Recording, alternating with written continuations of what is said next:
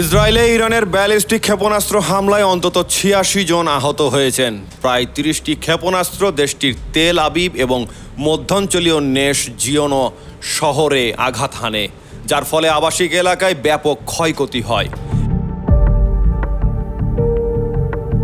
এদিকে একটি বিমান প্রতিরক্ষা ইন্টারসেপ্টর বিকল হয়ে উত্তরের শহর হাইফাতে আঘাত হানে। এতে ক্ষয়ক্ষতি হয় এবং ৩ জন সামান্য আহত হন। এই ঘটনার সময় শহরে কোনো সাইরেন বাজানো হয়নি। বেশিরভাগ আঘাত তেল আবিব এবং এর নেস জিওনা শহরতলির দুটি স্থানে হয়েছে। মধ্য ইসরায়েলের ইয়াকোভের কাছে রুট 431 মহাসড়কে শেলের আঘাতে একজন ব্যক্তি মাঝারি আহত হয়েছেন।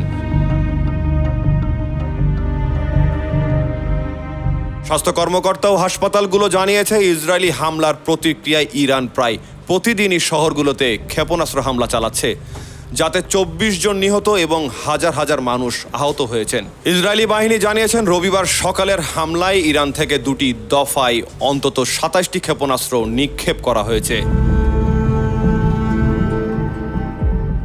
Mohammad Hasnat Mostafa, news 21 international desk.